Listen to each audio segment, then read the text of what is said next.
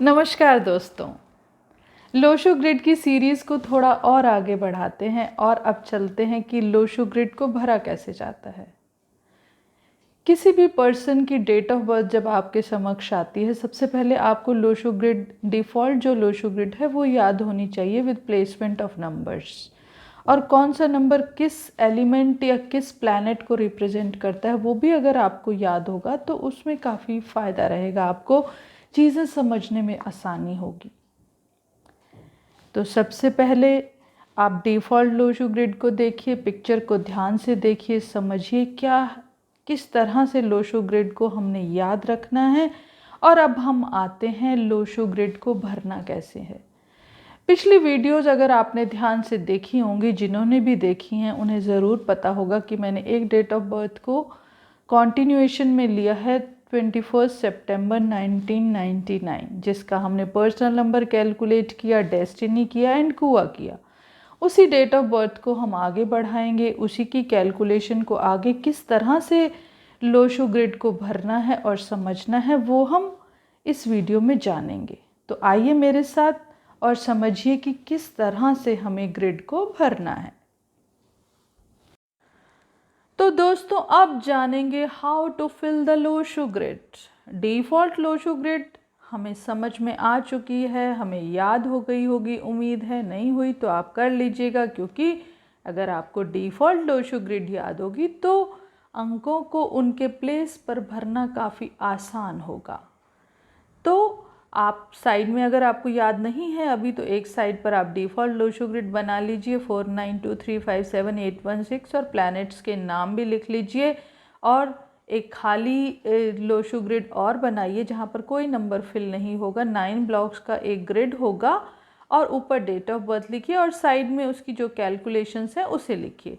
तो पिछली वीडियो में जो डेट ऑफ बर्थ मैंने डिस्कस की थी उसी की कैलकुलेशंस को आगे बढ़ाएंगे, उसी को ही हम भरना सिखाएंगे।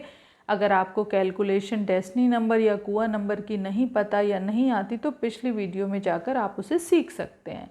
तो यहाँ ऑलरेडी हमने पिछली वीडियोज़ में जो कैलकुलेशन की हैं उन्हें नोट कर लेते हैं। डेट ऑफ बर्थ लिखते हैं 21 सितंबर 1999 और कैलकुलेशन साइड में लिखते हैं personal number 3, destiny number 4 and kua number is 5। और अब स्टार्ट करते हैं filling of the Lo Shu grid. बहुत सिस्टमेटिक पैटर्न से चलेंगे। सबसे पहले डे नंबर पर जाएंगे, डे नंबर 2 को 2 के प्लेस पर भरा जाएगा और 1 को 1 के प्लेस पे। आगे बढ़ते हैं मंथ नंबर पर, 9 के प्लेस पे जाएगा। फिर थर्ड है ईयर नंबर में first is number 1 at the place of number 1 and again 3 times 9। तो तीनों 9s को फिर से भरते चले जाएंगे। अब ये सब भरने के बाद हमें बेसिक कैलकुलेशंस पर आना है कि अगर देखिए 21 इज़ अ 2 डिजिट नंबर, यानी कि कंपोजिट नंबर है। जब उसको हम सिंगल डिजिट नंबर पर लेकर आते हैं तो 3 होता है, यानी कि डे नंबर की कैलकुलेशन इज़ 3। न्यूमरोलॉजी में कभी भी 2 डिजिट नंबर पर काम नहीं होता। जब भी रिज़ल्ट की बात आती है हमेशा सिंगल डिजिट नंबर पर काम करना है। तो सिंगल डिजिट नंबर को लाते हुए हमें 3 नंबर मिला डे नंबर से, तो 3 नंबर को हम 3 के प्लेस पर भरते हैं। अगर यही date of birth single digit number होती, यानी कि 3 होती डेट ऑफ बर्थ, तो हम फिर 21 हमारे पास नहीं आता या हम 3 को दोबारा रिपीट नहीं करते। सिंगल टाइम ही हमने जो भरना है वही भरना है। तो यहाँ पर कंपोजिट नंबर है इसलिए 21 भी भरा गया हमसे।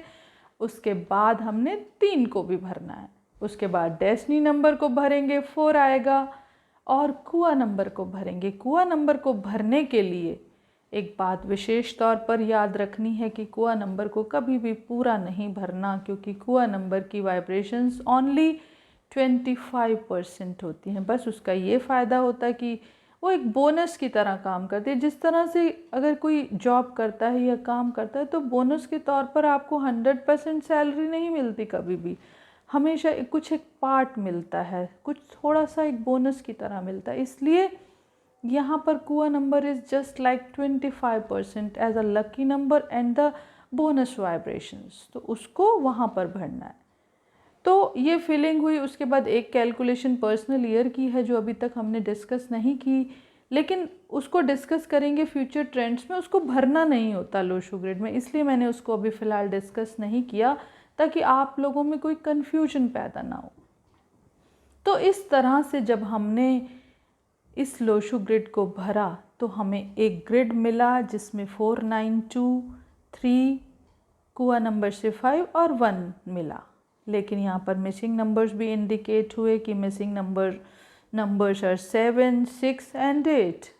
तो दोस्तों ये थी लो शू ग्रिड को भरने का एक सिंपल सा तरीका। उम्मीद है आपको ये तरीका समझ में आया होगा। इसके अलावा अगर फिर भी आपको कोई दिक्कत आती है लो शू ग्रिड भरने में या आपको कुछ चीज़ समझ में नहीं आती तो आप कमेंट बॉक्स में कमेंट करिए या अपनी डेट ऑफ बर्थ की सारी कैलकुलेशंस करके आप ग्रिड को भर के कमेंट कीजिए, और अगर कोई गलती होगी तो मैं ज़रूर बताऊंगी। उम्मीद है आपको ये वीडियो पसंद आया होगा, आपको किस तरह से लो शू ग्रिड को भरना है ये ज़रूर समझ आया होगा। अगली वीडियो तक के लिए अलविदा लेती हूँ। Thank you so much.